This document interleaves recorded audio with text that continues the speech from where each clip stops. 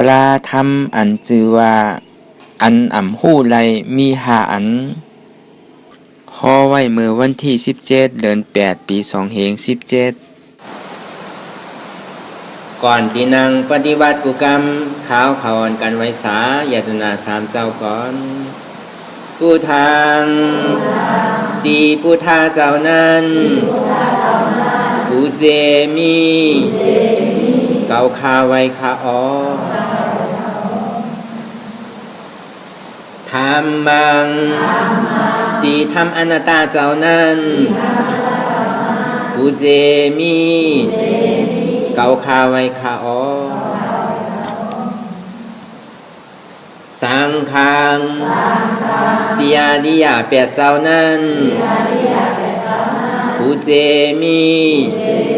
เก่าคาไว้คาออนบลงกันต่ออริยะเจ้าเขากูเจ้าก่อนอริยะเจ้ากูเจ้าค่ะในยามเมื่อไรก็ดีอันข้าวอ่ำหูเสแลตั้งกามหลง3เปิงไรวนพิษไรลาดพิษไรเหตุพิษมาเจอนั้นแค้นต่อปวดปล่อยวางความปั่นข้าวเขาอย่าให้เป็นอันตรายลงอันเหตุตามากโพนิปานนั้นเสกรรมดิคานอสาธุสาธุสาธุ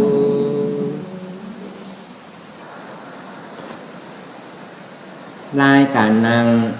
อนัตตาวิปัสสนาภาวนากรรมฐานวันตั้งสุด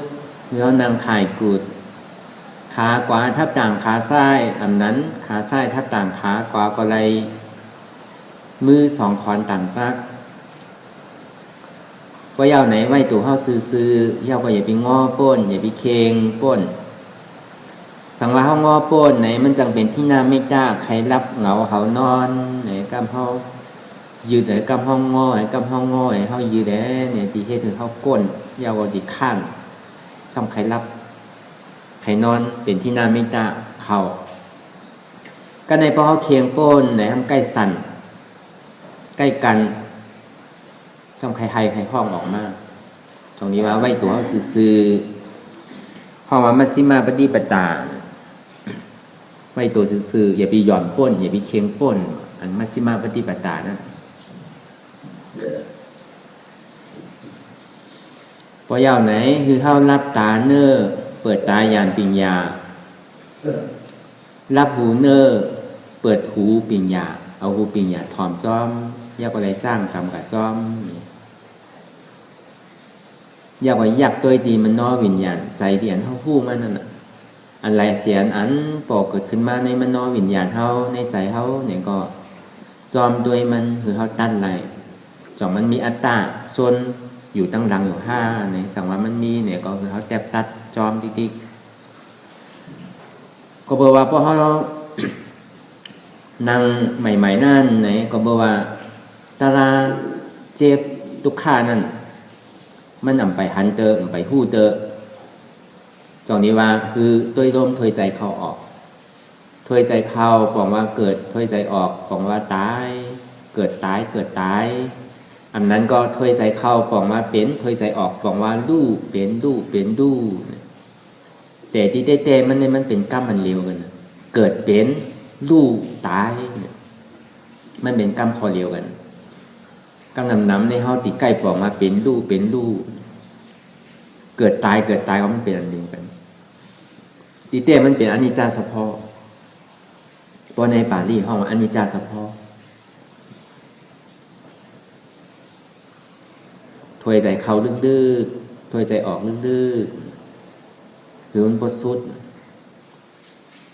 ด้วยหมอก3 มินิ5 มินิป้องว่าเกิดแบบป้องว่าตายป้องเกิดแบบตายเนี่ย พอเขาถอยใจออกแล้วเนี่ยป้องพอถอยใจเขาย่อแวบเนี่ยมันก็เป็นอนิจจสภาพหมด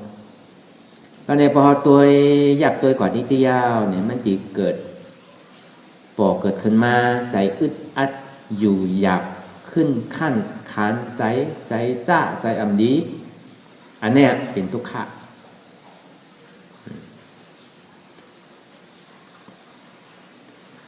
เป็นรูปเกิดตายป้องแวบเนี่ยมันเป็นเหตุที่คือเป็นทุกขะก็บอกว่าอย่างซ้ำหรือไงตัวลมถอยใจมันตั้งก่อนนะไหนก็บอกว่ามือเฮาดุกก็ดีมือเฮานั่งก็ดีมือเฮานอนก็ดีมือเฮายางมือเฮาไปมือเฮากินมือเฮาเกี่ยวมือเฮาขี่มือเฮาเยียวมือเฮารับมือเฮานอนไหนก็ลมถอยใจเนี่ยมันเหตุการณ์อยู่เสียจองนี้ว่าสภาวะเป็นตู้แน่เข้าหมดด้วยเสียมันดึงเหตุการณ์ทั้งมันอยู่เยอะทุกข้านั้นเพราะมันเหตุการณ์ดีๆไหนตีนเข้ามานั่งอนัตตาวิปัสสนากรรมฐานห้องว่าสัมมาสมาธิมันหนูตังมันอำนึงอำสันอำค้อนอำนาอำหลังอำซ้ายอำขวาตรงนี้ห้องว่าตังมันตรงนี้ห้องว่าเป็นสัมมาสมาธิอันนี้ห้องว่านั่งกรรมฐานเนี่ยนั่งสมาธิกรรมฐานเนี่ยนั่งสมาธิกรรมฐานนั่นห้องว่าตังมันเหมือนเขาตังเสาเฮิร์นเท่านั้นนะ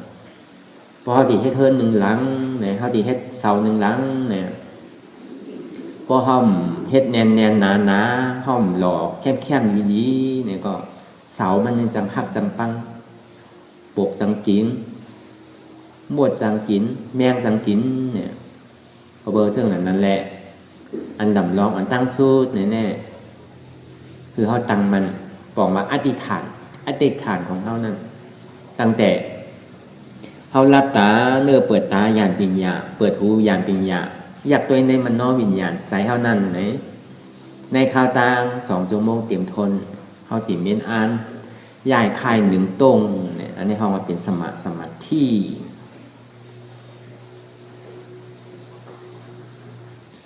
ตรงนี้ว่าการวิปัสสนาญาณอันว่านั่นเนี่ยมันดีเฮ็ดเต้การอันดีเฮ็ดไว้มือในอย่าไว้ตามมือผูถึงว่ามือผูกมือฮื้อมาห่มหู้เขาติเป็นอย่างตรงที่ว่าการวิปัสสนานี่มันเป็นการตาดีออกม่วนป้นดอดในสังสารวัฏทุกข้าเศร้าหกผุงอันนี้มันเป็นการดีกองมูอันดีแจจัง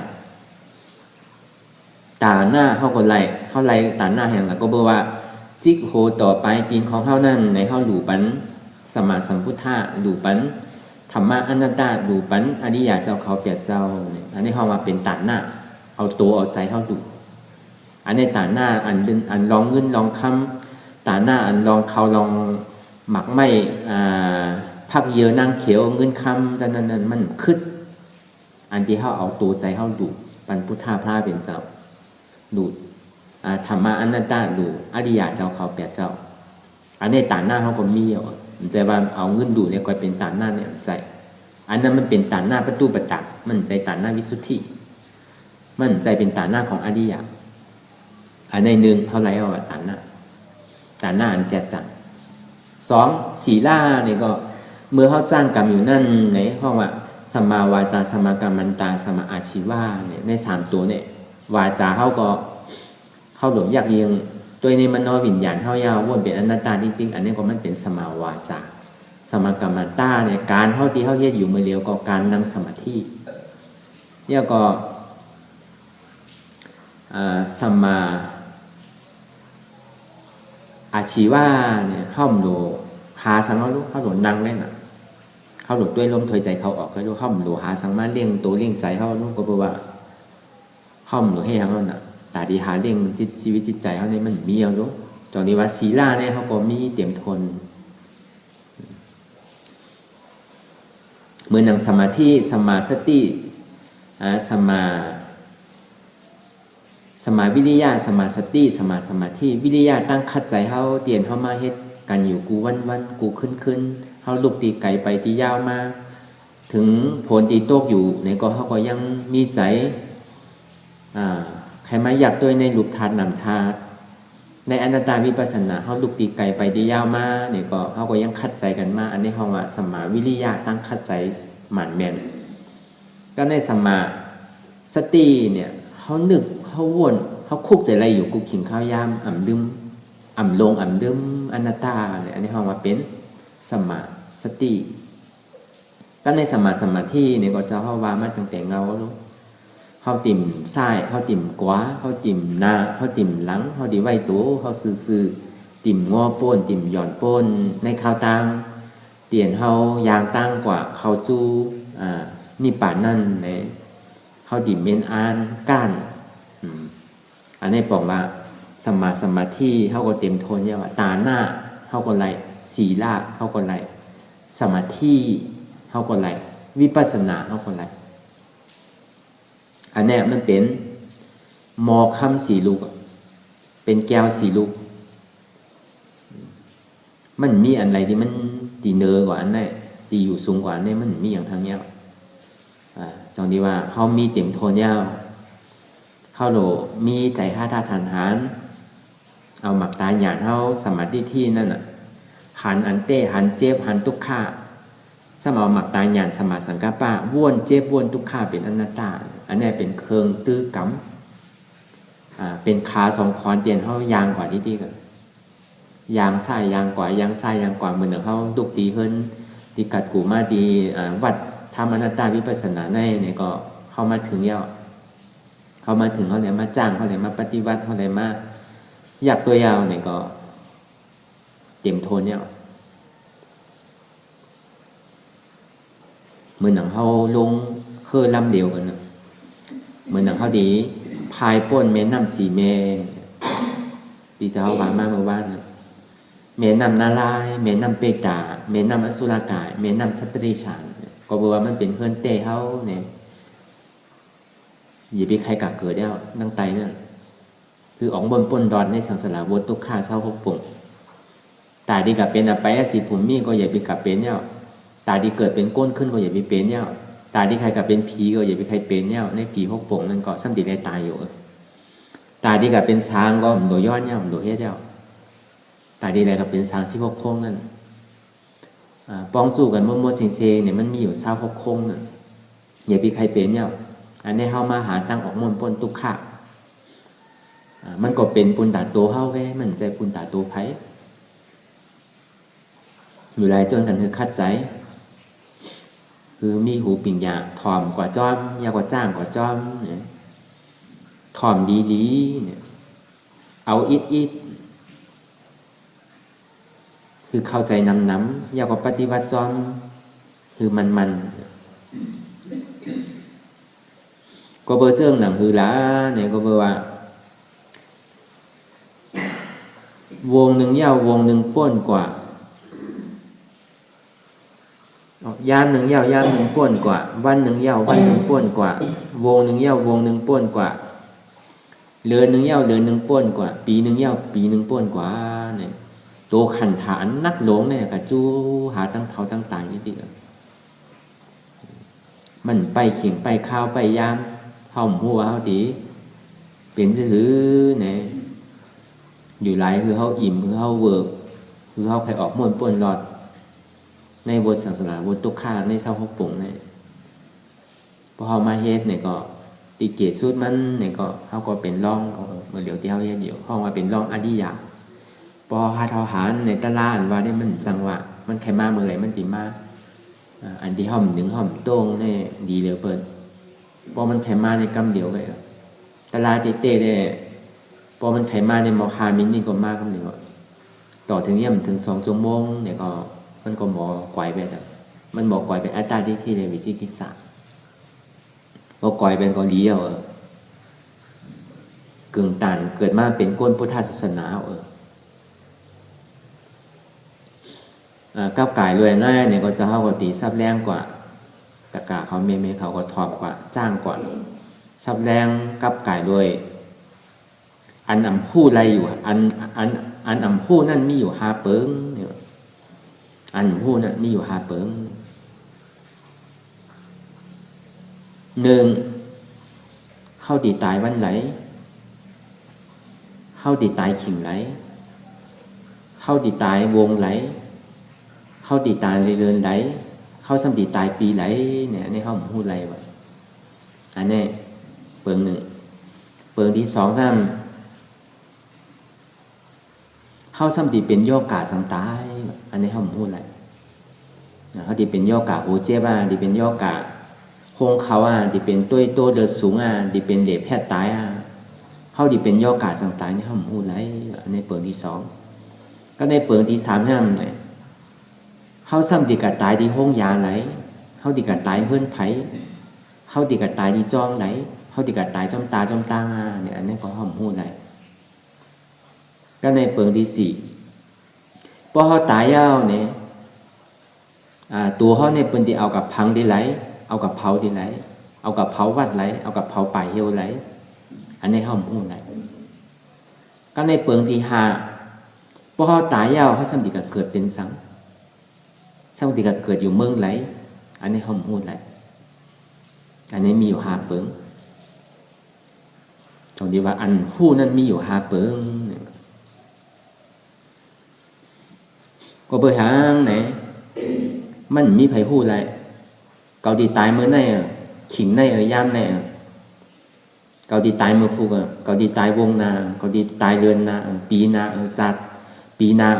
ทั้งหลายปีเนี่ยอันนี้ห้ามพูดไรในเมืองไทยในยามมีก่อนตั้งเจ้ายามตัวยามในถ่อมยินเกาดีตายปีในเกาดีตายเรือนในเกาดีตายวันในพอถึงขิงวันมันวาไว้ยาวเนี่ยก็มันก็ซ้ำขึ้นคือเป็นเฮ็ดก่อมเนี่ยก็อยู่ในมันก็อยู่ในมันไว้ว่าพอถึงขิงเวลาในมาก็ดีตายก็ในอยู่ต่อถึงพอตึงขึ้นป่องแรงได้อยู่วันป่าตายก็เลยก็บนจนกันกับพ่อก่อมพ่อสังออกอะไรเอากาชิยงอยู่หลายเลยตั้งหยอกมันว่าเนี่ย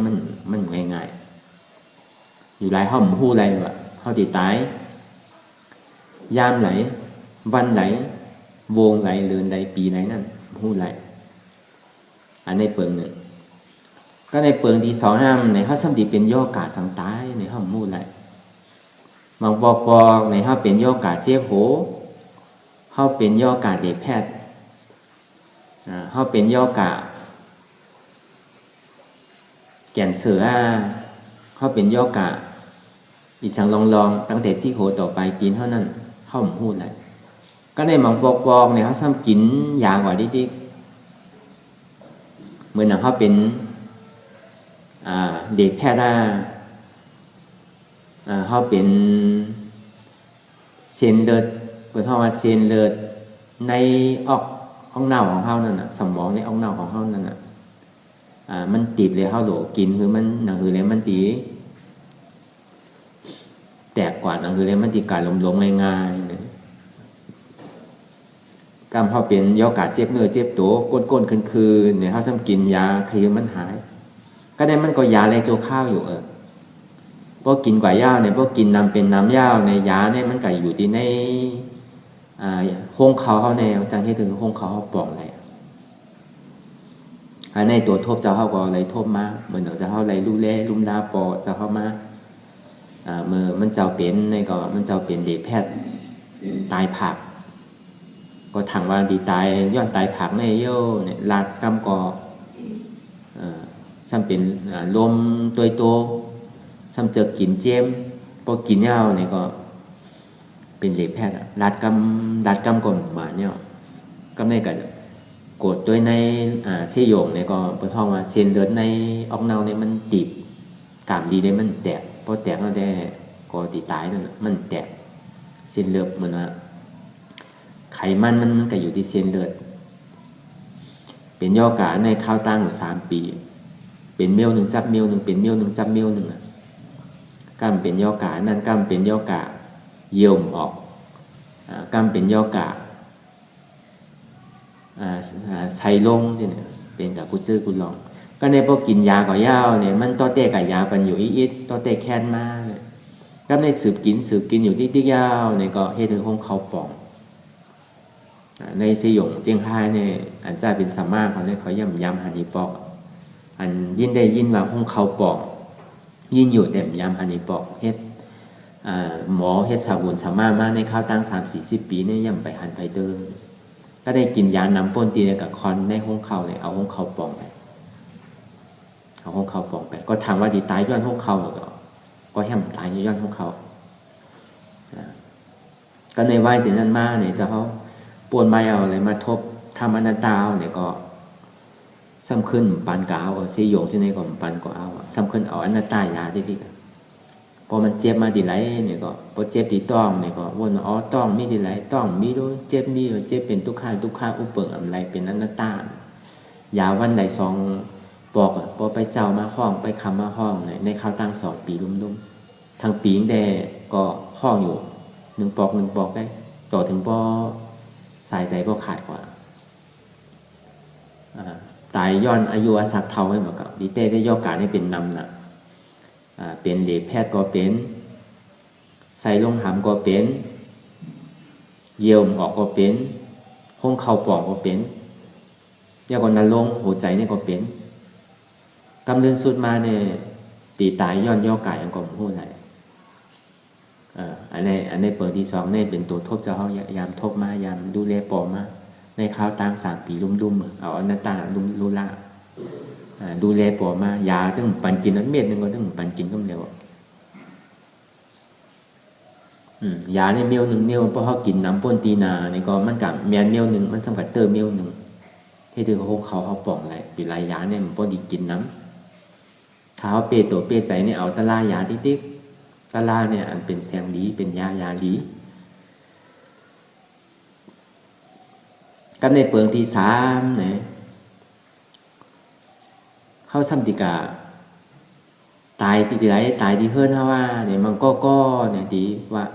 พวกเขาตายแน่เขาดีตายที่เฮือนไงเขาใครตายที่ชิยงพวกเขาตายที่ชิยงแน่โกผีเขาจังปอกมาเฮือน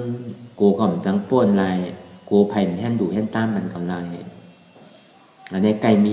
กำหนำมันก็ตึกเอากะห้องยาอยู่กำใครตายที่ห้องยาเอาเกาปอกกะตายที่เฮือนแน่พอมาจมตายจมตั้งเราสมาใจขาดจมตั้งก็มีอยู่ไรเนี่ยเขาติดตายติดไรเนี่ยเขาพูดไรบางปอกเนี่ยเขาขี่รถขี่ก้าในก็ลบก้ากับล่มกับปีนเนี่ยเขาก็ซ้ำกับตายจมตั้งก็มีบางปอกก็เข้ากับไฮกับโซนในก็เข้ากับล่มกับตาไว้ซ้ำกับตายจมโซนก็มีบางปอกกับน้องกับน้ำเนี่ยเขากับตกน้ำตายก็มีเข้าหมู่บ้านเลยเขาติดตายที่ไรอันถ้าว่าเขาพวกเขาตายเนี่ยก็ตายที่ไรเขาติดตายที่เฮือดเขาเนี่ยเนี่ยอันนั้นก็พูดอะไรบ้านอะไรวะติดตายที่ไรติดตายสิโยกก็บ้านอะไรอยู่ไรเลยอันนี้3เนี่ยเขาพูดว่าเขาติดตายที่ไรได้เนี่ยเปิดเดี๋ยวเขากาดที่ไรเขาซ้ำติดกาดตายที่ไรเขาก็พูดอะไรมาปอกเนี่ยเขาตึกกินเขาอยู่เขาขำข้อตายก็มีมาปอกเขายางกับดีๆกับเขาห้องน้ำกับปลาล่มตกปลาล่มในห้องสมลูกอีกเนี่ยตายก็มีมันปอกนอนเนี่ยนอนโดดกว่าตายก็มีบางปอกก็อยู่กันนอนวัดนอนจ้องสำกับตายจ้องวัดจ้องก็มีก็อยู่ไรแหละ3เนี่ยก็เขาพูดว่าเขาติดตายที่จ้องไหลติดตายดีไหลติดตายห้องยาติดตายที่เพื่อนติดตายได้ไหนเขาพูดอะไรอันนั้นมาบอกเขาอยู่ในนำใหญ่รวมหลงผลตกแห้งมาเนี่ยพอนำมากำเดียวเนี่ยก็เอาเข้ากว่ากำเดียวก็เข้าจังหวะเขาก็จังหูเขาติดตายที่ไรมันอย่างแผ่นดินสั่นพอสั่นมากก็โด่งกว่าเมื่อไรตายเมื่อไรเขาก็ตั้งหูไรจองที่ว่าอันเนี้ยเขาติดตายที่ไรเขาหูถ้าในสีมาพอเขาตายแล้วเนี่ยเป็นสัมติกาเขาเผาที่ไรอันนี้เขากลมพูดอะไรแบบปกติเอาเขากับเผาที่ไรก็เขาพูดอะไรปกติเอาเขาเผาที่จ้องเดี๋ยวพังเดี๋ยวเผาที่ชิโยงสังว่าเขากับตายเมืองไทยเนี่ยเขาพูดปกติเอาเขากับเผาวัดไหลจ้องไหลเพราะเมืองไทยเนี่ยกำน้ำเนี่ยเป็นเผาที่วัดแต่เขาก็พูดเลยว่าเขาติดกับปกติกับเผาที่วัดไหลจ้องไหลป่าเฮียวไหลปกติมาวนด้วยดีๆเนี่ยกวนในอาเซียนเขาเนี่ยตอนหนังตัวตายเนี่ยก็ยังเป็นทุกข์ โกนตายเนี่ยเดือใจสัตวะตายเนี่ยยังดีวัวไก่ตายเป็นยังจังกินเนอร์หมาตายเนี่ยก็เป็นยังจังเอากินเนอร์ไก่ตายก็เป็นยังจังกินเนอร์เพราะโกนตายเนี่ยมันจังกับกินยังอะตุกข่าก็ตุกข่าย้อนมันทางเงินก็เซงเมนก็เมนตูก็ตูมันมีการเซงเงินดีๆก็พอในตังเฮากำนำเนี่ยพอเมืองอินเดียเนี่ยแต่ก็เพราะว่าเขาจำดีตายมาเนี่ยแต่เขาก็กาดีเมนนำกองกาก็อยู่มันมีดีคงต่างก้นที่ตายเนี่ยเป็นมีเฮ็ดไว้ดีผังเมนนำกองกาอันนั้นแต่ก็เป็นก็มีวุ่นเจ้าวุ่นสังมาสดมาถอนยังอ่ะพอเอากาวเนี่ยก็เอาดัวสังบ้างเอาเนี่ยก็พอตายเอาเนี่ยก็เอาเผาที่นั้นเผาที่นั้นเนี่ยก็ร้อยดินเมนนำกองกานั่นง่ายในเสียงเป็นเสียงข้ามอย่างเสียงได้เสียงของการรู้การที่อยู่เสียงอยู่อันเสียงยากกว่าอันมันเป็นพรดีเนี่ยเหมือนเมืองทิเบตเขาเมืองทิเบตเขาแน่เพราะว่าตายไม่ยาวเนี่ยเขาปาดเนื้อปาดโหปาดมือปาดโตปาดเนื้อเอาปันนั่งแรงกินนำน่ะดิเมืองทิเบตก็ในอันจ้าเป็นวุนเจ้าวุนจ้างนั่นในสมัยตัวอสุภะวันหนึ่งเจ้าของเขาก็ติได้ตายซึ่งหนังไหนเนาะเนี่ยอันนี้ตายที่เมืองนั้นแน่ถือว่าบอกว่าแค่นอยู่ตายกันในเป็นยังเอาเนื้อเขาปันนกปันแรงกินอยู่ยังเป็นพรดีตาสัตวายอยู่ยาวกว่าซ้ำเป็นพรดีตาวุนเจ้าเขาอันที่ว่าดีคืออะไรสวดธรรมอ่ะพอเขาตายมาดิ่มมีวุนเจ้าวุนสังมาสวดมาสังมาพอเขาตายมาในวิญญาณเขาพวกกว่าพวกกะเตะทั้งนั้นชับดีกับโกนทั้งอันโหลเฮ็ดนั่นโหลเฮ็ดไว้เมื่อมไปตายเขาพอเขาตายมาสมาบุญเจ้าบุญจ้างก็ไม่ได้มาสวดได้มาสวดน้ำสวดถ้ำตายก็ไม่ได้หันใจกับเป็นผีหุงเย่อมได้กู้โสเย่อเนี่ยนั่นอย่าไปกับทางเพศอันนั้นเป็นมิจฉาทิฏฐิอยู่หลายเมื่อเขาไปตายเนี่ยเขาโหลเฮ็ดทิฏฐิกับการตะล่าเนี่ยพอเขาตายมาก็ทำจังเฮ็ดแล้วลูกเหมือนหนังเมืองที่เวียดเนี่ยเปิดเฮ็ดที่นั่นน่ะเปิดดึงเพื่อแปดลูกก็เอาปันสัตวากินเนื้อก็เอาเถอไอ้ปันกินมาโหใจคงในตรงในเนี่ยเอาปาดเป็นปุ๊ดเป็นป้อนเนี่ยก็คือนกแรงกินอันนั้นยังเป็นพรดีตาหุ่นเจ้าก็ช่างเป็นพรดีตาที่ปังหุ่นเจ้ามาเลยเสียงเงินมาสืบมาถอนมาเลี้ยงปางจ้ามาเลี้ยงปังหรือเป็นมาเลี้ยงอันนั้นเสียงเงินเสียงคำต่างปังเขาเนี่ยตายเอาก็ไม่เย้าตายเอาคือลูกหลานไม่ใจเสียงเงินเสียงคำย้อนมันทางปกติเต้มันดีเฮียนมันดีที่เพี้ยนเมืองทิเบตพอตายเอาก็สัตวายยังได้กินอยู่ลายแล้วเขาตายเอาเนี่ยเปิ้นซ้ำที่เอาฝังตีไรเปิ้นดีคือเฮ็ดซื้อเนี่ยอันนี้เขาก็มูไรเนี่ยว่าก็ในข้อที่5พอตายเอาเขาซ้ำที่ก็เกิดเป็นสังเนี่ยว่าอันนี้เขาก็มูไรกำนำในโกนเขากำนำได้ห้องบ่พวกเขาตายแต่เขาเต็มก็เกิดที่ไรเขาที่มาเป็นลูกเมื่อขึ้นเนี่ยสบายดีลูกเขาเนี่ยก็มกว่าที่ไรเขาที่มาเป็นเขาที่มาเป็นลูกสัวมันง่ายๆนะแต่ที่มาเกิดเป็นก้นเนี่ยยาวก็ในลูกเขายังไปมีโพนะเขาทำดีก็เกิดอะไรชื่อก็ในลูกเขายังนาเหลือเนี่ยมันไปสุดนะทำดีก็เกิดอะไรชื่อมันยาวแต่ที่เกิดขึ้นเนี่ยก็เบอร์ว่าพอมันเข้ากับในต้องแล้วไหนเดือดพอมันเข้ากับในต้องในข้าวตั้ง3 วันไงเน่าพอป้วน3 วันเก่าก็เกิดแล้วเน่าไปแล้วเดือดอยู่หลายมันง่ายๆแต่ที่มาเกิดเป็นก้นเนี่ยก็เลยมันสมาธิเกิดที่มาเกิดเป็น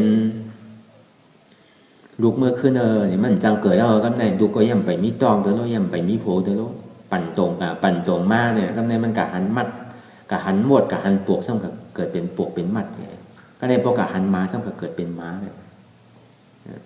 ก็ในพวกกะหันกะใจตีเฮินซ้ำกับเป็นจอกเฮินเป็นตอกแก่อยู่จ้อมหอจ้อมเฮินแก่อยู่ลายเลยเฮินเท่าเต้ๆเนี่ยอันมันกว่าไว้เลยเพิ่นนั่นอปาย10 กลุ่มนี่มันกว่าไว้นะอันจ้าเป็นสัตวาแล้วเนี่ยมันกว่าไว้นะอยู่ลายเลยอันเนี้ยมันเป็นข้อที่5เตียนเขาหาอันเนี่ยเขาพูดอะไรมันมีใครพูดอะไรเหลือเส เมื่อปานพุทธาพาเป็นเจ้าเฮาแต่ก็เหมือนนั้นเขาออกสมถะมาเหมือนตีวิริยะเซนั่นฮู้ไรจานหลังเฮงจานฮู้ไรจานนาเฮงจานอันนี้แต่ก็จังว่าเขาโมฮู้อยู่ว่าจานก่อนตั้งหลังเขาเปลี่ยนสังมาอยากว่าพอเขาตายเขาสำติกับเปลี่ยนสังเนี่ยอันนี้แต่เขาโมฮู้อะไรอยู่มันมีอ่ะมันเดียวตอนหนังพระเป็นเจ้าเมื่อปานพระเป็นเจ้ามันมีอยู่3 ก้อไว้รู้ก็ในอันสลาพระเป็นเจ้าที่เป็นอันรายเซอุตกายเซนั่นก็เหมือนกันอันนั้นก็คู่จัดนาจัดหลังหลายปักจัดได้ก็ผมพูดอันนั้นก็ยังจังหู้อยู่ว่าที่กับเกิดเป็นสังนี้ยังจังหมอหู้อยู่แต่ว่าเมื่อเดียวได้มันมีตอนหนังเมื่อปานพุทธาภาเป็นเจ้ายังมี3 ก้อในอันเทศไหนในเมืองอินเดียเมืองไต้เขาในขั้นหยาบแต่ดีมีคนเฮ็ดเต้มันเป็นไรอันที่คู่ไรดีๆแต่ก็เนี่ยอันคู่ว่าพอตายเอาที่กับเกิดที่ไรเนี่ยมีอริยาอันคู่ไรเหมือนหนังซอดาปันสกิตากรรมอานากรรมยาหันตะคู่ไรพอตายเอาเขาที่กับเป็นสังฆคู่พอเป็นอริยาจันต่ำได้เหมือนคู่ไรเหมือนกับเหมือนหนังตัวแตกมันเนี่ยเหมือนเจ้ามหานามาเนี่ยก็เป็นลูกปีลูกน้องของพระเป็นเจ้านั่นมันมีขอถามมันเป็นซอดาปันเนี่ยอะไรถอมตะล่าพระเป็นเจ้าอะไรเป็นซอดาปันอยากว่าซ้ำในอุบเมืองแตนปอกสุโธธนะมาถามพระราคาเพราะว่าคาตายเอาสังว่าคากายอยู่ในซึกในตับจ้างซ้ำเหยียบคาตายมาซ้ำเหยียบคาตายในตั้งตายคาในจองตีคาตีกาตั้งดีอยู่ก็เพราะว่าคาตายมันดีรู้คาตายคุณรู้ตายมันดีรู้จ่องมันตีไรอยู่ตั้งกาคานั่นจ่องดีไรกาตั้งดีอยู่คาแหน่พระเป็นเจ้าว่าเมื่อใครตายสื่อก็ตายใครเปิ้นใครคาใครแหมเมื่อก็ยาวจ้างใครเหยียบตายก็ยาวมาใครเหยียบตายก็ยาวขึ้นชื่อว่าเป็นซอดาปานเป็นอริยาในตามันดีตกขึ้นตั้งหลังในมันตกก็ตาดีกับเกิดอาจไปสิผมมีตาดีมาเกิดเป็นก้นขึ้นก็มีเลือเสขึ้นกับเมืองผีเปิงเหลียวก็เมื่อวางใจในเรา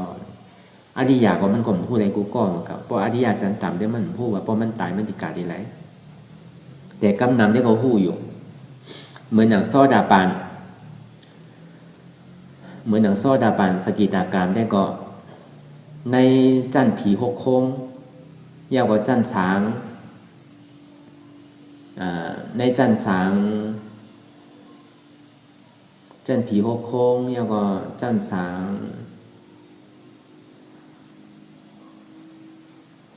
16 โค้งมันก็ดิปั่นตรงอยู่ที่ไหนใน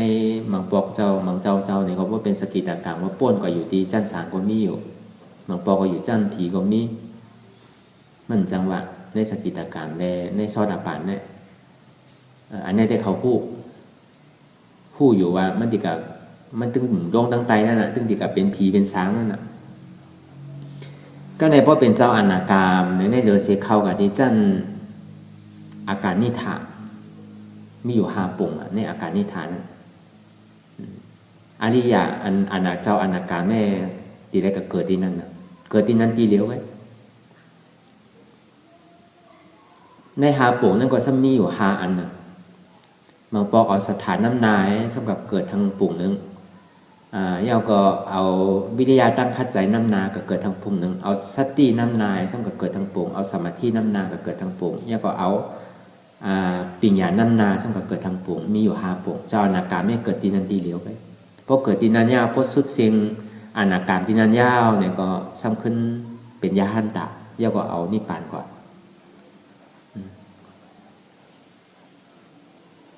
เพราะเป็นอนิยาเจ้าเขาให้เขาฮู้อยู่ว่าติกะเกิดตีไรเขาฮู้อยู่ก็ในศาสนาซักเสมันเมื่อปานพุทธาภาเป็นเจ้าเขาในมีอยู่มีเมื่อปานพุทธาภาเป็นเจ้านั่นเมื่อพุทธาภาเป็นเจ้าเขายังอยู่เนี่ยมันมีปู่สัทเทนายสัทเทมีเงินมีคำน่ะกำเนิดในจะมีลูก2 ก็ในไว้สิเขาลูกตายกว่ายาวเนี่ยก็ปีให้มันกะกล้ากะขายต่างวันต่างเมืองเนี่ยกะกล้ากะขายต่างวันต่างเมืองยาวเนี่ยทำเตะนาเฮิรนเอาเม ก็ในมีสองก็ปีน้องก็น้องซ้ำคืออยู่เฮิรนน้องนี่คืออยู่เฮิรนปีอายได้ก็กะกล้ากะขายต่างตีต่างตั้งข้าวยามหืงป้อมใจเดือน2 เดือนเนี่ยมันปอกมากกะข้าวตั้งกะกล้ากะขายเนี่ยข้าวตั้งไก่ก็ในครับเมมันเนี่ยน้องมันสำลักเก่าก่อนเป็นจู้ก่อนก็ในเก่าก่อนกะหึงไม้ยาวนะเมมันจึงดีบอกน้องใจมันน่ะบอกผลน้อยมันน่ะพอเฮาเฮ็ดกันอยู่ที่ไหนติ๊กๆแน่ปีอายเมื่อดีฮู้เฮาดูเอามันคาตายไปได้พอมันฮู้ที่ไหนได้มันดีแหมมันดีคาเฮาตายทั้ง2ก้อยเอาว่าที่ไหนที่น้องใจโผมันน่ะอันเป็นโผน้อยมันน่ะกับในเนี่ยสันติได้เฮ็ดซื่อลาเอาน้ำมะขามสมปล่อยพอมันปอกมาเนี่ยก็เอาน้ำมะขามน้ำสมปล่อยมะขามเนี่ยเอาสุโขมันเย้าก็เอาไม้เหลือเนี่ยทุบโขมันเนี่ยกาดีอันลอยจันลอยสูงพองเนี่ยทุบโขมันเนี่ยก็พอมันตายแล้วก็เฮาก็ได้อยู่จำกันน่ะมันดิมีไผมาเฮ็ดทางเฮายาวเนี่ยว่าจังได๋ที่น้องใจมันก็เด้ออะไรก็เพื่อว่าอะไรเก่าปีไปก็ในพอถึงปองไม้ยาวเนี่ยก็เขาก็แห่นนำสมปล่อยใส่ก๊อกแล้วก็คือปีอายกาดีลอยสูงตั้งใจได้มีเมนนำก็ในพอเอาสมปล่อยสวยหัวยาวเนี่ยก็ซ้ำขึ้นเอาไม่เหลือเนี่ยป้อหัวปีอายมันป้อหัวปีอายมันอยู่หลายน้ำสมปล่อยมาหาเนี่ยพอดีว่าได้เต้มันเป็นน้ำซวยน้ำก้นตายอยู่หลายเฮาซ้ำเอามาเฮ็ดมาแพทกันว่าเป็นมังกรลามันใจเป็นเฮ็ดตาก้นตายไงนั่นพอมันล่างก็หนูป้อตายนั่นสุกหัวก็ป้อตายก็ในเมื่อมันโตน้ำกว่านั่นเนี่ยเมื่อใจมันติดขาดนั่นมันก็แกล้งน้ำตายเมื่อใจมันติดขาดนั่นมันซ้ำคุกใจไรเมมันอัตตาในดิโกอัตตาดิโกนะเมเก๋าน้องเก๋าเฮินเก๋าเงินคำเก๋าเนี่ยอยู่ๆก็ใจขาดตายก็ในพอใจขาดตายกว่ายาวเนี่ยอันที่ใจมันติดเมมันนั่นซ้ำกับเอามันเป็นงูคนท้องว่างูอย่างก็ใครเหมือนงูจื้นไว้งูเตี่ยมมีสายงูหางดีไว้คนท้องว่างูสายกังที่มีเขียวๆแหลมๆนั่นบางก็เขาท้องว่างูสายห้างพระเจ้าเนี่ยงูสายห้างพระเนี่ยเป็นงูสายกังงูมีสีก็เนี่ยก็อยู่ที่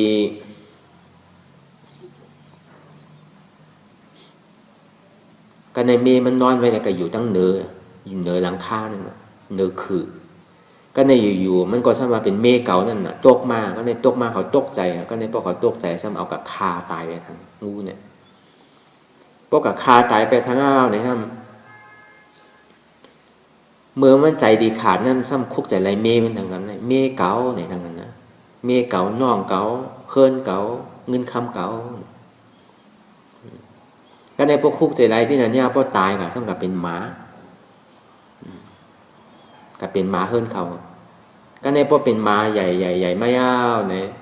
ก็ในพวกเมมันกว่าทั้งหลายโอกาสจอมดีตีกันเล่นาเล่ตาเล่นาเล่ตากว่าจอมดีตีก็ในก้นหิมห้อมเปิ่นบางมันนางพานป่านางพานเนี่ยมูเซอร์เขาบอกอันนายพานของเนี่ยเขาก็เอาหมาจอมเถินจอมป่าลงหมาเมไม้หมาหมาเมไม้หมาเนี่ยพอดีว่ากำห้องก็มันก็เป็นก็ว่ากับกูกูร้องนั่นว่านางพานป่าย้อนเปิ่นหมาเนี่ยเปิ่นมาว่าห้างเก่าเนี่ยก็ที่เอามันตายเกินก็ในพวกเปลี่ยนเจ้าหน้าเนี่ยก็ซ้ำป้อหมาตายทั้งเก่าอันบ้านเนี่ยดีโกนะอัตตาเนี่ยอุปทานอัตตาเนี่ยดีโกนะใจจับสังกกับเป็นนั่นใจติดสังกอยู่ไรมันดีเป็นก้นให้มันง่ายๆก็ในเมื่อใจมาดีขาดหน้าในซ้ำคุกใจไรเมเป็นทาง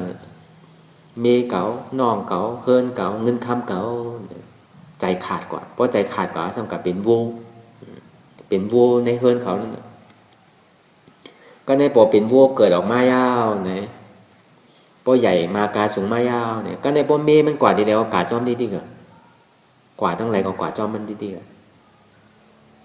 ก็ได้เป็นซ้ำว่าคนบานนั้นซ้ำว่าเมนมเนี่ยเมนมโวที่ดีก็ในเอามันใจล้ำย้อนเปิดโวเนี่ยเปิดพวกในห้องจือกับว่าเป็นเมนมโวเนี่ยมันสมองเอากับคาโวตายทั้งกับคาโวตายทั้งมือโวตีตายนี่ทำคุกใจไรเมย์เป็นทางนั้นคุกใจไรเมย์คุกใจไรเฮิร์นคุกใจไรนอกใจเนี่ยพอยาวตายเอาเนี่ยซ้ำกับเป็นลูกมันอย่างนั้นเนี่ยแต่อยู่ในต้องเมย์อยู่ในต้องเมย์มันขึ้นก็ในพอเกิดออกมาเอาเนี่ยมันสำคัญต้องจานมันมุนหมดอ่ะตั้งแต่มือมันเป็นก้นมือมันเป็นก้นเนี่ยก็ซ้ำใจคือน้องใจมันขาตายก็ในถึงมาเป็นงูเนี่ยก็ซ้ำคาตายทางถึงมาเป็นม้าเนี่ยก็ซ้ำคาตายทางถึงมาเป็นโวเนี่ยก็ซ้ำคาตายทางโอ้พอจริงเนี่ยพอเก่าพอมันหู้เก่าทางนั้นมันตีคาเก่าตายทางยาวเนี่ยพอเม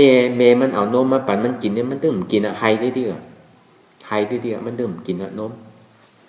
มันกินอะมันหู้จานมันขึ้นมาหมดอะ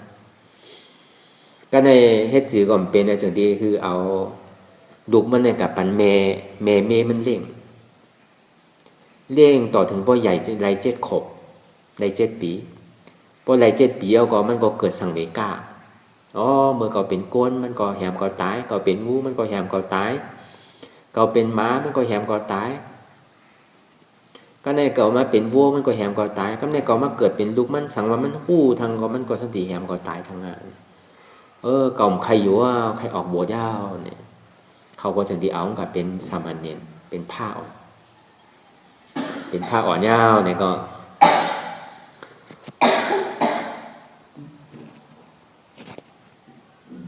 เป็นผ้าอ่อนยาวเนี่ยก็ยาหันตาเขาจังดีถามมันน่ะให้อย่างเมื่อก็อ่อนก็เลี้ยงเมื่อกินน่ะนมก็เบอร์สังเนี่ยมันสำคัญไข่จานมันขึ้นน่ะไข่จานมันขึ้นก็เบอร์ว่าเมื่อคาเกิดมาเป็นโผมันนั่นมันก็คือนอกใจคาตายเป็นงูมันก็คาตายเป็นม้ามันก็คาตายเป็นวัวมันก็คาตายคำว่าเป็นโก้เนี่ยคาโกมันหู้มันคามันตายคาตายเนี่ยก็ก็เกิดสังเวกาใครออกบทว่าจังนั้นเลยตีย่านตาเขาอันเจ้าเป็นบุญเจ้าพุทธชนเขาเจ้านั่นคอมยุ่มลูกอ่อนก็ในลาดีว่างเนี่ยมันติดต้องจามันได้ชื่อเนี่ยกรรมมันในซ้ำกับคืนเขาหูพระราเป็นเจ้าพระเป็นเจ้าจังที่เอาดองมันในมาพ่อกันพิคุอันที่เป็น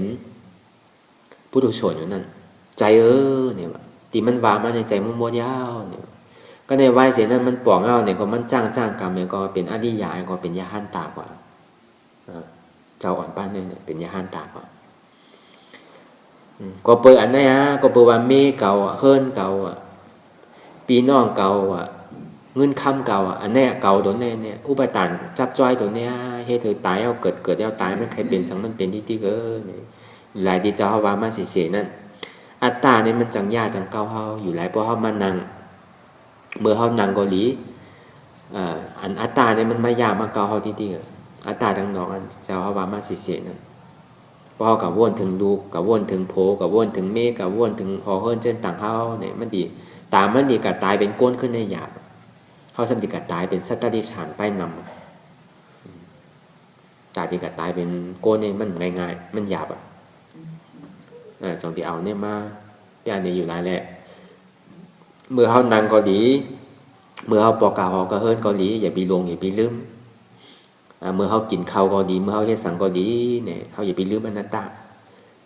อย่างมันปกเกิดขึ้นมาเพราะว่าเป็นดึงดูเขาเนี่ยให้ถึงเขาทุกข้าเนี่ยก็เขาก็ว่าดูก่อมมีอนัตตาวนในใจก็อย่าไปว่าเอาโซ่ก่อนตามเขาดีว่ากับจ้างตะลายอย่างสมัยมีลุงมีโพมมีเมมมีหอมีเฮิรนที่นั่นเป็นตะลายหย่องเนี่ยเป็นดีว่าเขาหย่องอันใดอันนั้นเมื่อเขาจ้างเมื่อเขาวนอยู่เมื่อเขาเป็นทุกข้านั่นเนี่ยเขาโดนตัดแหละพอทุกข้าลองดูเขาเนี่ยก็ดูก่อมมีอนัตตาแต่ทุกข้าลองเฮิรนเฮิรนก่อมมีอนัตตาก่อมเจ้าเราอยู่แคมคือดูก่อเขาพอเกิดมันมาพอรู้แลมันมาเขาก็ดีหาเปตัวห้ามเขาโพเนี่ยก็มันก็มีขามีมือเขาก็เฮ็ดเลี้ยงเขาก็จอยเขาก็จอยเขารู้พอเขาหมดเต็บตัดลายเนี่ยก็เขาหมดอยู่ไรเนี่ยเมื่อเขาติดกว่าติดไปติดลูกติดนางติดนอนในผีมันหน้าคนตายเนี่ยมันจอมเขาอยู่เสีย เขาจังว่าเขาติดตายซื่อเหมือนที่ตั้งแต่เงามาที่จะเขาว่าไว้นั้นอันเดียเงามันอันนี้พระเป็นจะเอาสักเศษตัวในอะไรมาเปี้ยนี้นั่นจอกนี้มาเปี้ยนี่ตะกาเขาเลยถอดยินอันที่ว่าอันนำผู้ใดหาอันนั่นเอาซ้ำขึ้นเอาตะล่าในห่อบันพิคุเขาห่อบันก้นปุถิสัตว์ทั้งหมดทั้งเสียงก็อะไรหมักตาหันถ้าไม่เป็นอธิยาเจ้าเป็นอธิยากว่าเย้าเนี่ยก็เป็นจ้างก็ต่อถึงเป็นยาหันตาแล้วก็มีตั้งนำห่อลองอาจองอาโจมันน่ะพระเป็นเจ้าที่ห่อลองเหตุลองผลลองอาจองอาโจมันเป็นซื่ออยู่ได้แหละเขาอยู่ดีไรก็เย้าอย่าไปลงอย่าไปลืมก็บอกว่าวันตายเขาหมู่ฮู้เขาติดนั่งตายนอนตายกินข้าวตายเขาติดตายมาฟงมาคือเขาหมู่ฮู้เนี่ยอย่าไปคือเขาลืมอนัตตาเพราะเขาลืมอนัตตาเนี่ยพออยู่ใจเขาขาดกาพบเนี่ยขึ้นกับเมืองผีเป็นอริยาป้อมเป็นก็เป็นร่องอริยาอันนี้มันหล่ำลองได้เตะคืออะไรมีหูปิ่งใหญ่ถอดไม่ว่นด้วยยินดีแล้วก็จ้างกรรมก่อนเส้นตั้งตาดีออกมนป้นร้อนในสังสารวัฏทุกข้านั่นในพระเป็นเจ้าก็ห้อยแตกๆแรงๆเหมือนเจ้าห้าวามันสีเสนั่นน่ะในเสจัดสีป้านนั่นทุกข้าเสจัดสมุทัยเสจัดนิโรธาเสจัดมรรคเสจัดสีเปิงเนี่ยตาดีออกมนป้นร้อนในสังสารวัฏทุกข้านั่นอันที่หาหันนั่นนู่นสันติมีตัวอะไรหาหันอะไรเนี่ยมีหมักตาสมาธิที่หันหมันแม่นหมักตาสมาสังกัปปะว่นหมันแม่นหันสังคือเขาวนยาวๆข้าวยามหึงอย่าไปว่าไพ่ป่นอย่าไปว่าเทิงป่นเตียนเขาหันเลยเตียนเขาวนคือมันเพ่งเป้งกันเหมือนเขานั่งรับตาหายาวเนี่ยคือหันสังหันสภาวะเจ็บแกนต้งตอดเนียดซานสั่นไหวโคมไต่ค่อนไม้กัดหนาวนักเบาอ่อนแข็งสู้ตุ้มจับยายจืมหยอดอันนี้เขาว่าสภาวะทัดสีเปิงดีมันปอกเกิดขึ้นมาในรูปกายตนตัวของเขาเนี่ยมันปอกเกิดขึ้นมาเนี่ยอันนี้ห้องว่าเป็นทุกขาเสจักทุกขาดีอันมีเตะเขาหันว่าอ๋อมันเป็นเจ็บตั้งในอันพูดจักว่ามันเจ็บอันว่าเนี่ยมันมีที่ไหนที่เตะมันมีที่โหมมีที่คามมีที่มืมมีที่ดินมันมีที่มันนอวิญญาณมีที่ใจหู้อันนั้นห้องว่าเหตุหักเงาเอาจ้องทุกขาหลงห้องว่าเป็นสมุทัยเสจักอันนี้เอาหลดคาหลดตัดหักตัวนี้ก็ได้ครับพอหันเจ็บผู้ว่าเจ็บในมีดีไหลเนี่ยอันนี้เป็นมักตาสมาธิที่ห้องว่าทุกขาเสจักในสมุทัยเสจักตัวดีโคตรหักออกตีสมุทัยเสจักอันที่หู้ใจมันโนวิญญาณอันหู้ว่ามันเจ็บมันทุกขามีดีไหลตัดตัวนั้นออกอันนี้ห้องว่ามักตาสมาธิที่เนี่ยอันนี้เป็นเครื่องตื้อกรรมของเขาก็ในมักตาสมาสังกัปปะซ้ำยอมหับทุกขาขานใจที่มันปอกเกิดขึ้นมาอันใดเสียอันก็ดีที่เหตุคือเขาเป็นทุกขานั่นบางมือเขามันนังคนนี้มือเขาปอกกะคนนี้ลองไรเสียมว่าเดี๋ยวมันเห็นเขาเป็นทุกขาลองดุกลองห่อลองเฮิร์ลองเงินลองค้ำกูเจอกูลองอันเห็นเขาเป็นทุกขานั่นยอมหับมัน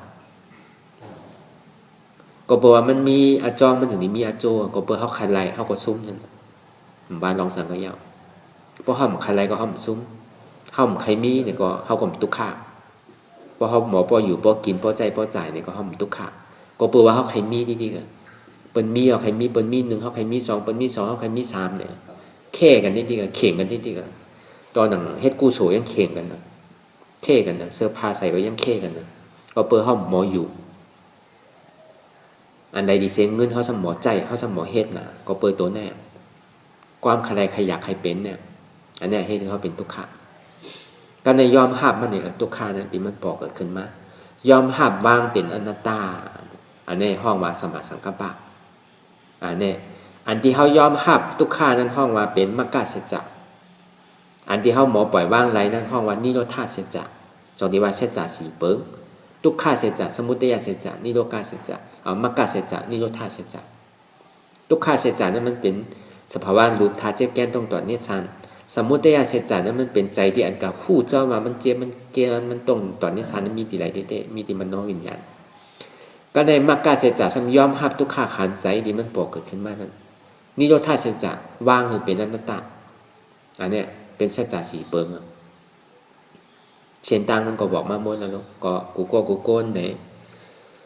ยิงอยากตัวในตัวขันเท้าหรือมันปอสภาวะมันปอสุดเสียงเก่งหายกว่า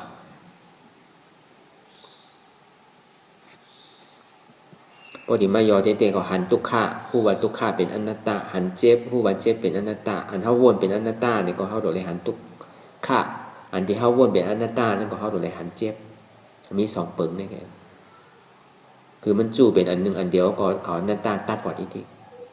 เมื่อเฮาตัดกว่าทีนึงก็เฮาอย่าไปนึงอย่าไปสั่นอย่าไปคว้านตังมันไว้อธิษฐานของเราอย่าไปคือรู้สืบข่าวตั้งกว่าแทนอำต้งอำหนึ่งอำค่ายอำลายอำพื้นอำถอยหลังอำมึนตาอย่าปันย่อมก้านใจอัตตาอันมันจี้สั่งคือหนึ่งคือต้งคือค่ายคือลายคือพื้นคือถอยหลังคือมึนตาอย่าปันย่อมก้านไว้ใจห้าท่าฐานหานเสสืบต่อการปฏิวัติธรรมสมาธิที่หันสังหันสภาวะรูปธาตุสี่เปิงเหมือนหนังเจ็บแกนโต้งต่อเนตรสารสั่นไหวโคมไตห้อนไม้กัดหนาวนักเว้าอ่อนแข็งจู้ตุ้มจับยายซึมหยอดสภาวะรูปธาตุสี่เปิงเสื้อนั่นอันไรเสียอันปอกเกิดขึ้นมาเนี่ยคือเขาหมอวนบางตีมันนอวิญญาณนามธาตุเมื่อหนังเจ็บแกนโต้งตอดเนตรสารสั่นไหวโคมไตปอกเกิดขึ้นมาคือเขาวนบางตีมันนอวิญญาณว่าเป็นธาตุโดมวายย่อธาตุอุปเปิงจี้สั่งอ่ำไรเนาะอ่ำใจเก่าอนัตตาห้อนไม่กัดหนาวปอกเกิดขึ้นมาคือเขาว่นวางตีมันนอวิญญาณนามธาตุนั่นเป็นธาตุไฟเตโซธาตุอุปเปิงจี้สั่งอ่ำไรเนาะอนัตตานักเว้าอ่อนแข็งปอกเกิดขึ้นมาในคือเขาว่นวางตีนามธาตุว่าธาตุดินปฐวีธาตุอุปเปิงจี้สั่งอ่ำไรเนาะอ่ำใจเก่าอนัตตาจู้ตุ้มจับยายจึมหยอดอันนั้นก็เป็นดูอันที่มันปอกเกิดขึ้นมาที่มันนอวิญญาณนั่นคือเฮาหมอวนวางว่าเป็นธาตุน้ำอาปอธาตุอุปเปิงจี้สั่งอ่ำไรเนาะอ่ำใจเก่าอนัตตาไหนก็บอกว่าจิโขต่อไปตินของเฮาในอัตตามันดิส่วนว่าเป็นโหเป็นมือเป็นขาเป็นโตเป็นกลเป็นแอวเป็นติ้นเป็นหนังเป็นเนื้อเป็นดุเป็นเอ็นเป็นเลือดเนี่ยพอเฮามันโซนจังหนังนั้นยาวเนี่ยเฮาดิเป็นมิจฉาทิฏฐิดิหันผิด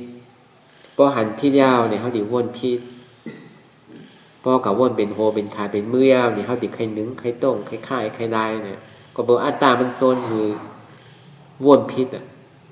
คือหันพิษพอหันพิษเดียวพอเขาวนพิษก็เพื่อเขาหยุ่มยำมาเป็นขาเป็นมือเนี่ยเขาใครพื้นดีๆกันอยู่ไรว่าอันใดเสียอันปอกเกิดขึ้นมาในลอกลายตาดิเกลินมันนั่นเนี่ยคือเขาพูดจักว่าอันใดเป็นธาตุลมอันใดเป็นธาตุไฟอันใดเป็นธาตุดินอันใดเป็นธาตุน้ำเนี่ยพอเขาวนบ้างสภาวะรูปธาตุนามธาตุซึ่งหนังนั้นยาวเนี่ยอันนี้บอกว่าสัมมาทิฏฐิหันถูกสัมมาสังกัปปะวนถูกป้อหันนั้นถูกวนนั้นถูกยาวในเข้าก็ดีได้อันถูกอันแมนอันเต้วนอันเต้ก็ดีได้อันเต้ก็บอกว่ามันมีเต้ในสภาวะธาตุดินน้ำลมไฟที่เขาต่อไปตินไหนนั่นคือในเข้าติ่มเป็นมิจฉาทิฏฐิเข้าติ่มเป็นมิจฉาสังกัปปะนั่นเลยคือเขาปลอกใจในสภาวะธาตุดินน้ำลมไฟอันไหนลำลองอันใหญ่ๆเต้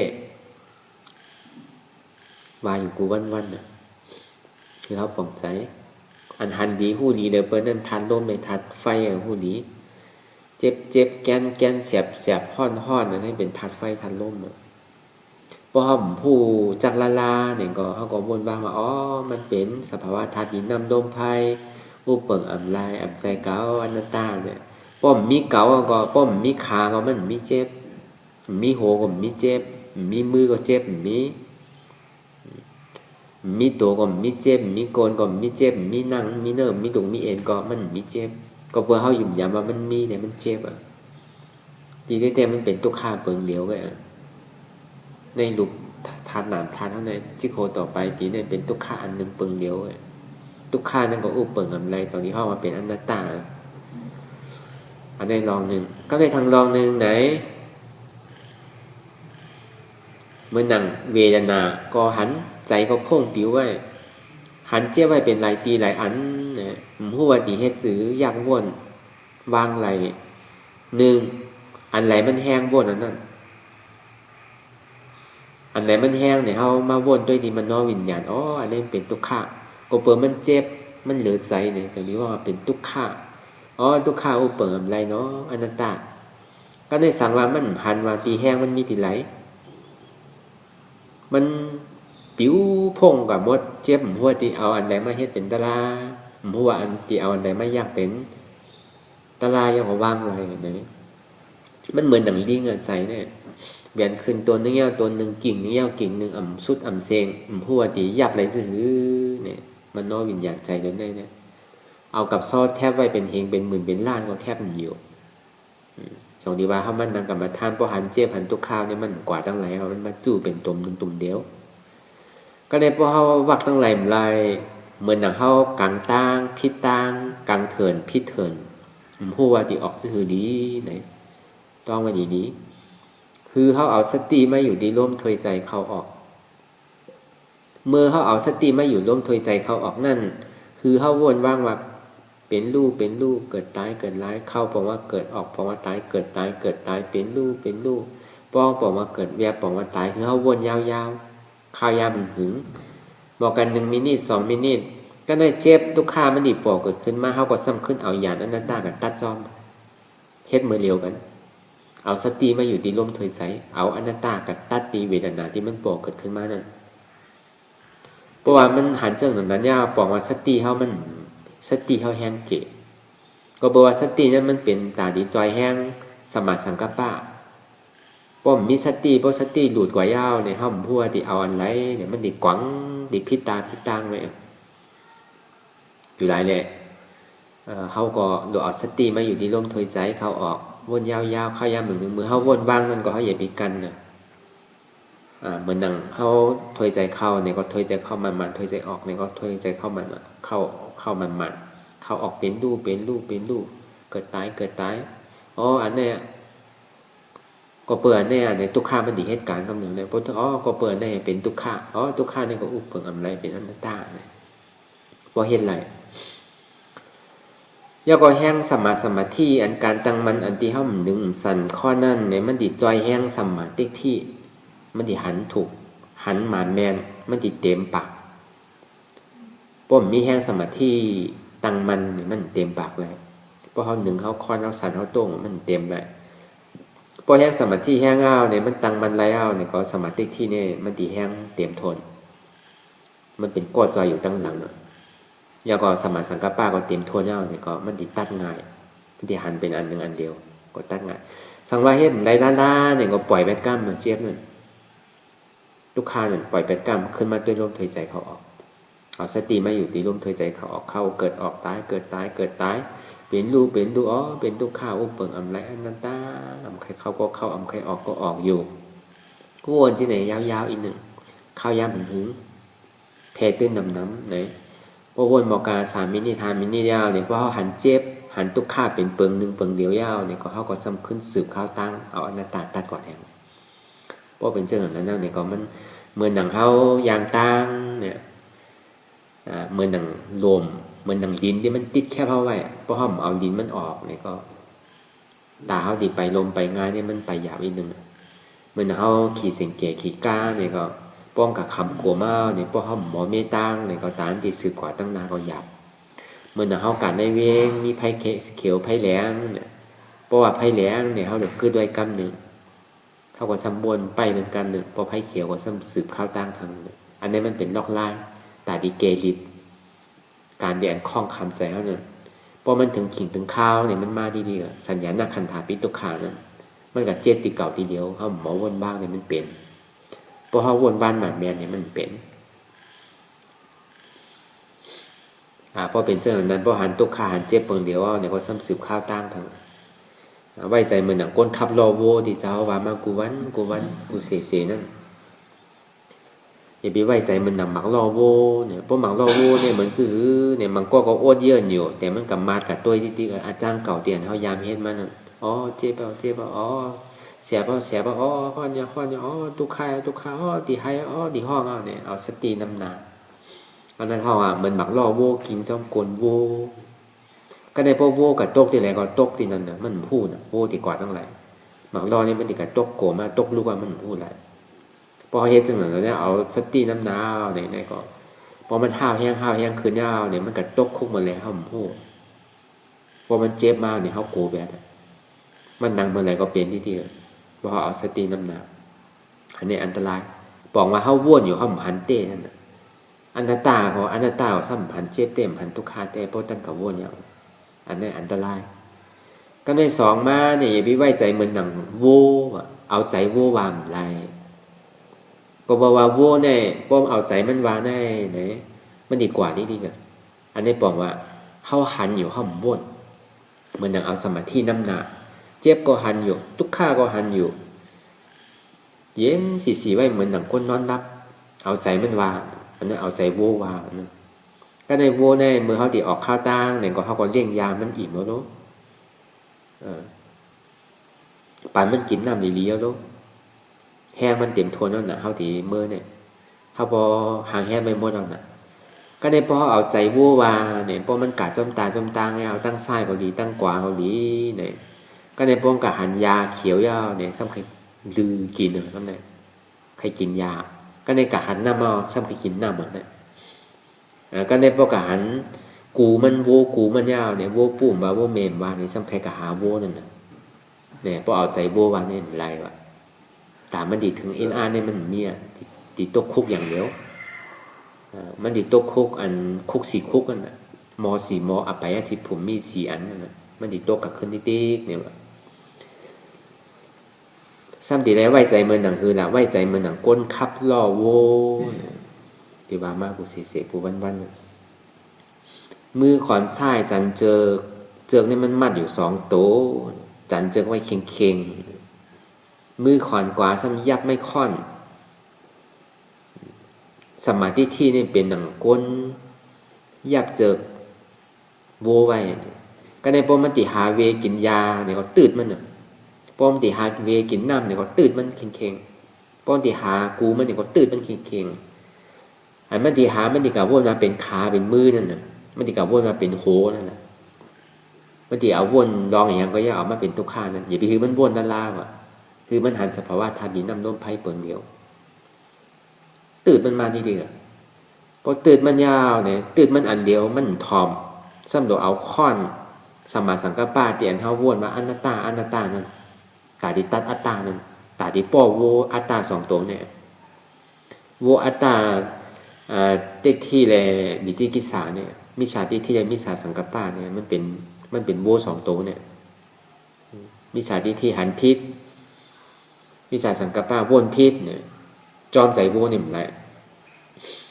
เอาใส่เจอตืดสมาธิที่หันหมันแมนตืดมาหันเจ็บมีแต่เจ็บเป็นทุกข้าตืดมาที่ก็ในพวกมันยังใครกับต่างซื้อมันเป็นขาเป็นมือเป็นโฮเป็นเนอร์เป็นรูเนี่ยก็ซ้ำขึ้นเอาอันค้อนสมาสังกปปะอันที่เขาวนมาเป็นอนัตตาเนี่ยพาดที่พาดมันเหี่ยมมันพาดมันเหี่ยมมันที่ก็ในพวกพาดเหี่ยมมันเนี่ยก็มันก็สำดีสืบข้าวตั้งก่อนเนี่ยพอมันพามันเหี่ยมมันยาวเนี่ยมันที่หันทุกข้าเปิงเดียวที่หันเจ็บเปิงเดียวที่หันทุกข้าเปิงเดียวหันสภาวะเป็นลู่เป็นลู่เกิดรับสืบเป็นสืบลู่กว่าที่กันอันตุกขานั้นมันจะว่ายาวเป็นว่ามันจะยาวเป็น10 ว่ามันจะยาวเป็นปากว่ากำหนึ่งได้กำเจ็บกันแกนกำตรงกำตอดกำเน็กกำซานสืบเป็นสืบลู่สืบเจ็บสืบลู่กว่าที่พอเปิดอันนั้นนะมันเทถึงเป็นตุกขานั่นนะอุปเปิงไร2 ที่ห้องมาเป็นอนัตตายาวก็เอาค้อนเจอไม่พาดเอาไม้ในพาปันนิติก็ในพอพาปันนิติมันก็ซึมสืบข้าวตั้งก่อนแทนหันตุกขาเปิงเดียวยาวก็เขาก็ติดตัดง่ายเพราะเขาหันเป็นหลายอันไว้ในเขาติดตัดง่ายๆหันตุกขาวนมาตุกขาเป็นอนัตตาหันเจ็บวนมาเจ็บเป็นอนัตตาอันเขาวนอนัตตานั่นก็เขาดูเลยหันเจ็บอันเขาวนอนัตตานั่นก็เขาดูเลยหันตุกขาอันเขาติดเจอนั่นก็เขาดูเอาค้อนพาดอันเขาค้อนพาดนั่นก็เขาดูติดเจอ2 อันเนี่ย เอาคอนเจอผาดปันโบอัตตาตัวหนึ่งซ้ำตึดเจอโวอันวิจิกิสารนั่นมิจฉาทิฏฐินั่นตึดก็คือเนี่ยมันติดสืบข้าวตั้งกว่าตั้งนานทั้งเนี่ยก็คือเขาสืบกว่าหนึ่งอย่าไปโก้เนี่ยเจ็บต่างคือทุกข้าต่างนึงก็คือเขาหมอผมจมหับตอนเนี่ยก็ว่างไรจองที่ว่าทุกข้านั้นมันเป็นมรรคสัจจะเป็นเหตุเขาไม่เหตุสุขะเหตุตาติการนิพพานโดยได้ยอมหับทุกขะยอมหับผมจมหับตอนก่อนไตเหมือนไกวาหลวงพ่อปีใหม่ไตมาผมจมหับตอนปีใหม่ไตอันนี้เขาก็บอกว่าผมจมหับตอนเซียนตั้งใหม่เป็นเซียนตั้งตานี้เป็นอริยะเขาอย่าไปโกมันทุกขานึงก็มันก็สุดอยู่เพราะเขาวนเขายากกว่านิดๆก็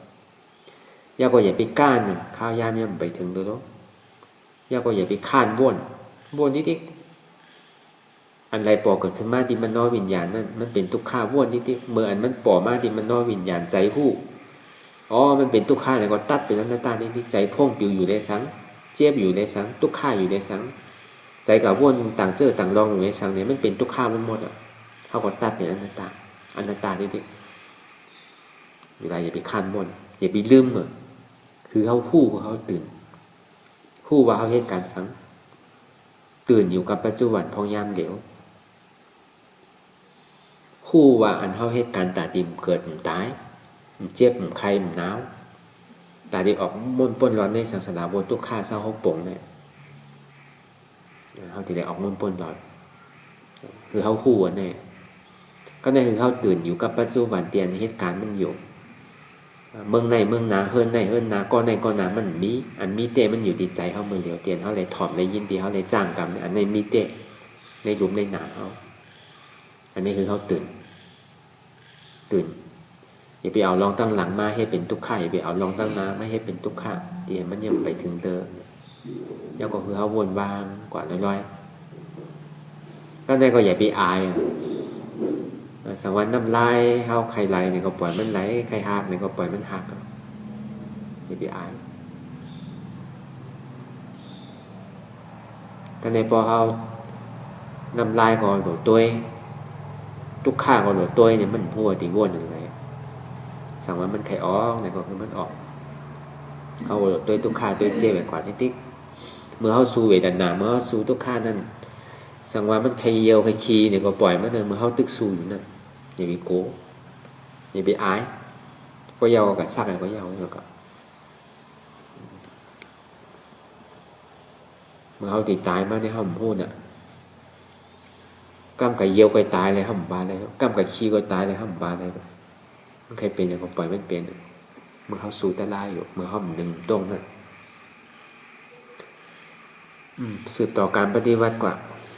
สืบข้าวตั้งกว่าแทนคือมันก็ยาวตัวหลิงน้ำคืออาสวะมันพอสุดเสียงเกียงกายกว่าคือสภาวะมันพอสุดเสียงเกียงหายกว่า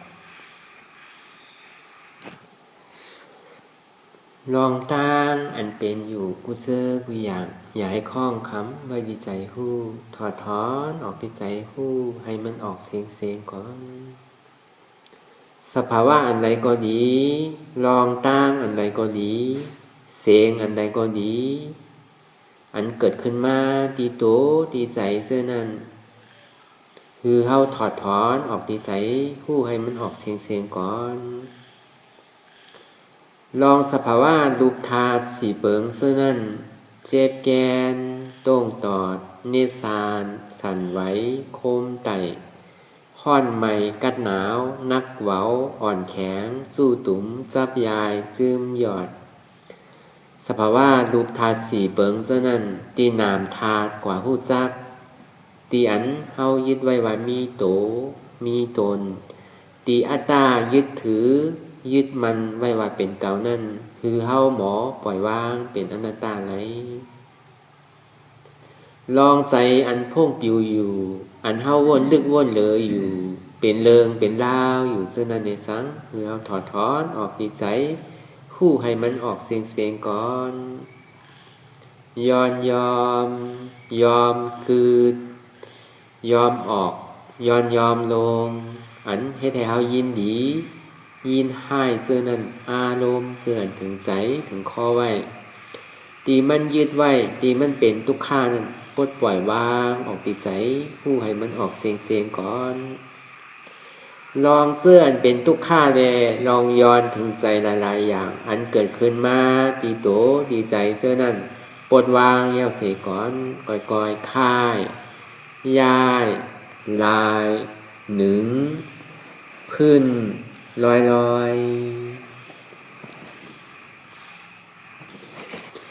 พอยาวๆไหนค่อยๆเปิดตามึนตาลอย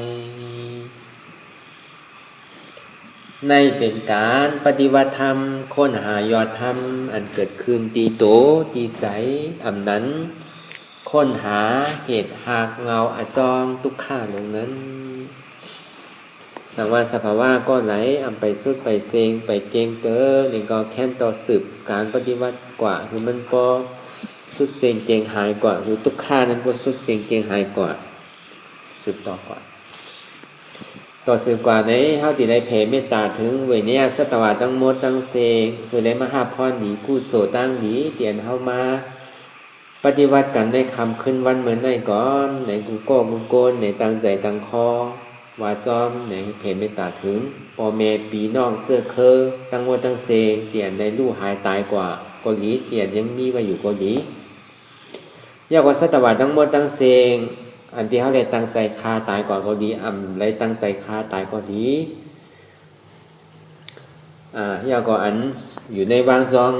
กับท่านปัจอนัตตาวิปัสสนาเขาตั้งเซงในเกาหลีในคือเขาเลยมาหาพรหนีกู้โศกเตียนเขาในมาปฏิวัติในคำขึ้นวันเหมือนในก่อนกูก็กูกลในวันซ้อมเช้าอีตังมีบุญยังอาสวะขยังวะหังพอตุมาปุญญาภากังสเปสตาสัมมาลพันตุอีตังมีบุญยัง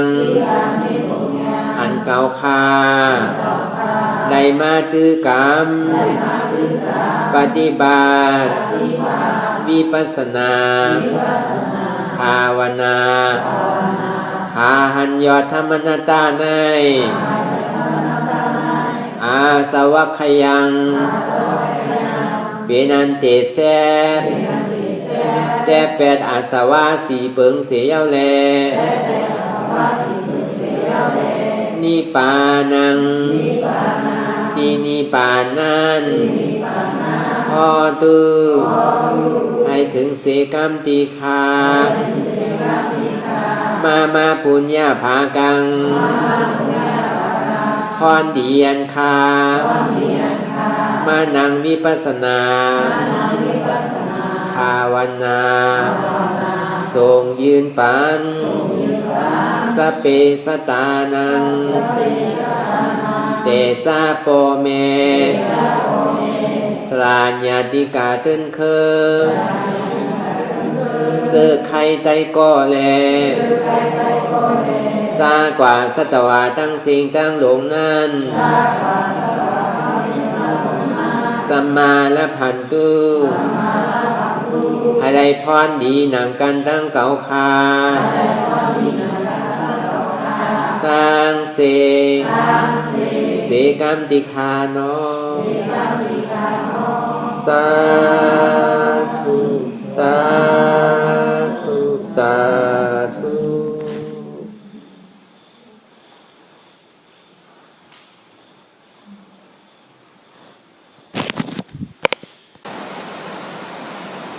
ก่อนที่นั่งปฏิบัติกุกรรมข้าวเขาอ่อนกันไว้สายตนาสามเจ้า